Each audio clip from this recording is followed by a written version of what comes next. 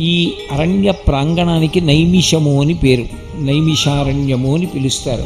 ఎందుచేత అలా పిలిచారు అంటే, ఒకానొకప్పుడు ఇంకా కలియుగం ప్రారంభం కాలేదు, ద్వాపరయుగం యొక్క చిట్ట చివరి కాలం సంప్రాప్తమైంది. ఇంకా కృష్ణ భగవానుని యొక్క అవతార పరిసమాప్తి కూడా జరిగిపోయింది. ఇక వచ్చేటటువంటిది కలియుగమని, కలియుగంలో ఉండేటటువంటి వ్యగ్రతలు ఎలా ఉంటాయి అన్న విషయాన్ని తెలుసుకున్నటువంటి ఋషులు వ్యధ చెందారు. ఎక్కడికి వెళ్ళి మనందరం కూడా కూర్చుని అనుష్ఠానం చేస్తే కలిపురుషుని యొక్క ప్రవేశము ఉండదో అటువంటి భూభాగము ఏదైనా ఉన్నదా వాళ్ళకు అనుమానం వచ్చింది. సృష్టికర్త చతుర్ముఖ బ్రహ్మగారు కనుక వారందరూ బ్రహ్మగారి దగ్గరికి వెళ్ళారు. భూమండలంలో అటువంటి స్థలం ఏదైనా ఉంటే మాకు తెలియచేస్తే మేమందరం అక్కడ కూర్చుని తపస్సు చేస్తాం. ఎందుకంటే కలి యొక్క ఉద్ధతి చేత, కలి యొక్క ప్రకోపం చేత మళ్ళీ మా యొక్క తపస్సులు పతనమైపోయేటటువంటి స్థితి సంభవించదు కనుక అటువంటి భూభాగం ఎక్కడున్నదో తెలియచెయ్యమని అడిగారు. బ్రహ్మగారు దర్భలతో ఒక చక్రాన్ని తయారు చేసి దొల్లించారు.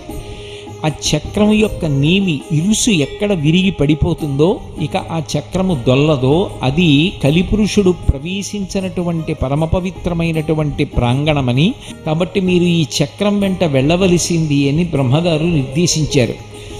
ఆ దర్భలతో తయారు చేయబడినటువంటి చక్రం వెనక ఋషులందరూ బయలుదేరి వచ్చారు. ఆ వచ్చినటువంటి చక్రం తిరుగుతూ వచ్చి ఈ అరణ్య ప్రాంగణంలోకి ప్రవేశించిన తరువాత నేమి అంటే ఇరుసు విరిగిపోయి ఆ చక్రం ఇక్కడ పడిపోయింది.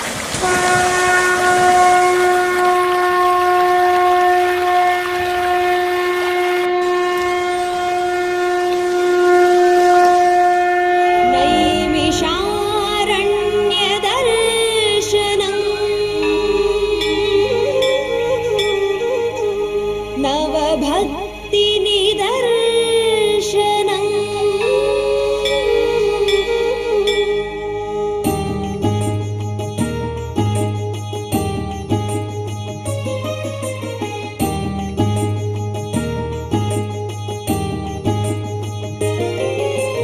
నైమిషారణ్య దర్శనం నవభక్తి నిదర్శనం నైమిషారణ్య దర్శనం భవ పాప వికర్షణం